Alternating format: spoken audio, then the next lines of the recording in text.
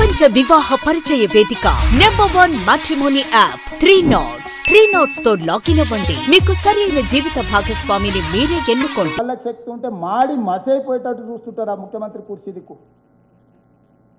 అసలు ఏంది మీ తాత ముత్తాతల జాగీర్ రాదేమన్నా? జాగీర్ అయినా కూడా పోతుంది. ఊర్లలో మాకు బొచ్చడు భూములు ఉండే పోయినాయి. సీలింగ్ యాక్ట్ వచ్చినప్పుడు ఇటు చాలా మంది భూములు కోల్పోయిన వాళ్ళు చాలా మంది. 4 రోజులైనాక మనసు కుదుట చేసుకుంటాము.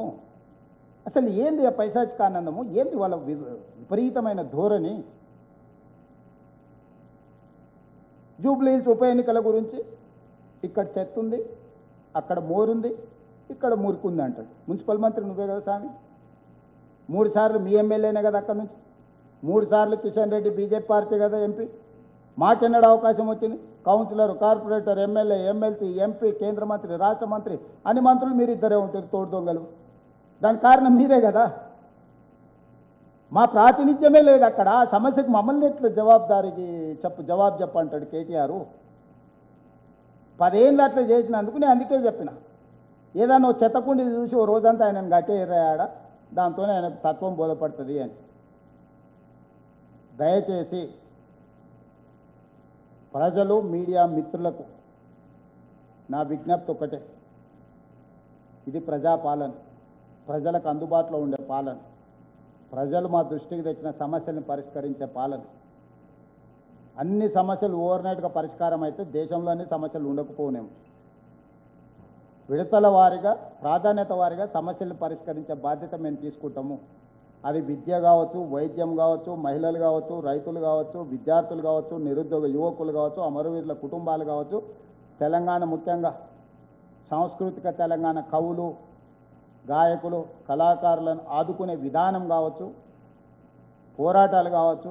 అందుకే మేము నక్సలైట్ మిత్రులను కూడా జనజీవన స్రవంతిలోకి రావండి, మీ ఆలోచనల ప్రకారం తెలంగాణను ఒక దిశగా పేదవాళ్ళకు పరిపాలన అందించే పరిపాలన తీసుకొద్దామని మేము మాట్లాడినాం.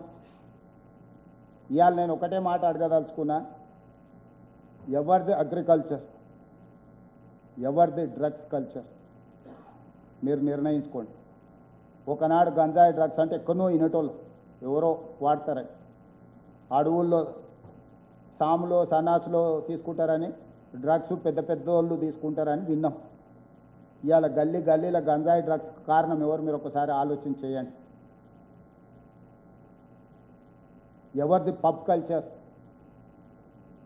ఎవరిది సామాన్య ప్రజలతో కలిసిపోయే కల్చర్ మీరు అంచనా వేసుకోండి. ఎవరు సినీ కార్మికులతో కూర్చొని మాట్లాడుతుండ్రో, ఎవరు సినిమా తారలతో గెస్ట్ హౌజుల్లో చర్చలు చేస్తుండ్రో పోల్చి చూడండి. ఎవరి నిబద్ధత ఏందో మీరు అర్థం చేసుకోండి. ఈ నిబద్ధత మీద ప్రజల్ని తీర్పు ఇవ్వమని అడుగుతున్నా నేను. ఈ గ్రేటర్ హైదరాబాదులో కంటోన్మెంట్ ఒకే ఒక సీటు ఉప ఎన్నికల్లో గెలిచినాం. 30 సంవత్సరాల నుంచి పెండింగ్ ఉన్న కంటోన్మెంట్ షామీర్పేట ఎలివేటెడ్ కారిడార్కు డిఫెన్స్ భూములు, కంటోన్మెంట్ మేడ్చల్ ఎలివేటెడ్ కారిడార్కి డిఫెన్స్ నుంచి భూములను నేను సాధించుకొచ్చి పనులు ప్రారంభించిన. 5,000 కోట్ల రూపాయల నిధులు వాటికే ఇచ్చిన. కంటోన్మెంట్లో తాగునీటి సమస్యకు పరిష్కారం చూపించిన. గ్రేటర్ హైదరాబాదులో నాకు ప్రతినిధులు లేరు. ఓల్డ్ సిటీలు ఉన్నందుకు సహకరిస్తే గౌలిగూడ నుంచి చాంద్రాయణగుట్టకు మెట్రో విస్తరణ పనులు ప్రారంభించిన. కొన్ని వేల కోట్ల రూపాయలు రోడ్లకు ఇచ్చిన, అండర్ గ్రౌండ్ డ్రైనేజ్కి ఇచ్చిన. మిరాలన్ ట్యాంకు మీద సస్పెన్షన్ బ్రిడ్జ్ తీగల వంతెన ఈరోజు 500 కోట్లతో పనులు ప్రారంభమైంది. ఎక్కడెక్కడైతే ప్రజాప్రతినిధులు ఆ పార్టీ ఈ పార్టీ లేకుండా మమ్మల్ని మా దృష్టికి తీసుకొస్తుండ్రో ఆ ప్రాంతంలో అభివృద్ధి కార్యక్రమాలు వేగంగా జరుగుతున్నాయి. ఈరోజు కంటోన్మెంట్లో కాంగ్రెస్ గెలిచింది కాబట్టి అక్కడ సమస్యల్ని నేను పరిష్కరించగలిగిన. ఈరోజు మిగతా ప్రాంతంలో బీఆర్ఎస్ గెలిచిన దగ్గర ఏ ఒక్కరు కూడా ప్రజా సమస్యల మీద ఈ 20 నెలల ఈ సమస్య ఉన్నది, దీనికి నిధులు కావాలి, దీన్ని పరిష్కరించండి, మీరు క్షేత్రస్థాయి పర్యటనకు రండి నన్ను ఆహ్వానించలేదు. మా దృష్టి కూడా తీసుకొస్తలేరు. మేము వెళ్ళడానికి పోతే ప్రోటోకాల్ మీరెట్లు వస్తారు, మేము లేకుండా అని పంచాయతీలు పెడతారు. ఇది సమస్యలకు పరిష్కారానికి సహకరించదు. అందుకే దయచేసి జూబ్లీ హిల్స్ ప్రజలు విజ్ఞతతో సెంటిమెంటా డెవలప్మెంటా, ఒకవేళ సెంటిమెంట్ అయితే 2007లో పీజేఆర్ కంటే గొప్ప నాయకుడు ఎవరు లేరు. పీజీఆర్ చచ్చిపోయినప్పుడు ప్రధాన ప్రతిపక్ష పార్టీ చంద్రబాబు నాయుడు గారు ఏకగ్రీవానికి సహకరించారు. ఎవ్వరు నామినేషన్ వేయలే. పీజీఆర్ కుటుంబం వెళ్ళి కేసీఆర్ అభ్యర్థిని పెడతా అంటే 3 గంటలు ఆయన ఇంటి ముందర నించుంటే పీజీఆర్ సతీమణి కుటుంబం పోతే 3 గంటలు ఎండకు నించోబెట్టిండు. అపాయింట్మెంట్ కూడా ఇవ్వలే. ఎన్నికల్లో అభ్యర్థిని పెట్టి ఎన్నికలు తెచ్చిందే చంద్రశేఖరరావు. రామరెడ్డి వెంకటరెడ్డి ఖమ్మంలో మీకు అందరికీ తెలుసు ఆయన పెద్ద ఆయన గురించి. ఆయన చనిపోతే ఆయన సతీమణిని ఎన్నికల్లో పోటీ పెడితే కనీసం ఆమె కొన్ని వేల మందికి భోజనాలు పెట్టుంటే సొంతంగా వండి ఇంటి దగ్గరికి పోతే 24/7 వాళ్ళ ఇంట్లో పోయి వెలుగుతూనే ఉండే రామరెడ్డి వెంకటరెడ్డి ఇంట్లో. ఖమ్మం జిల్లా మిత్రులు ఎవరైనా ఉంటే నేను చెప్పింది అబద్ధమేమో మీరు వెరిఫై చేసి చెప్పండి. అట్లాంటి రామరెడ్డి వెంకటరెడ్డి చచ్చిపోతే ఆయన సతీమణిని ఎన్నికల్లో పెడితే కూడా పట్టుబట్టి ఓడగొట్టింది చంద్రశేఖరరావు. నారాయణ కేడ్ల కృష్ణారెడ్డి గారు పెద్ద మంది చచ్చిపోతే అలా కొడుకుని పట్టుబట్టి ఓడగొట్టింది.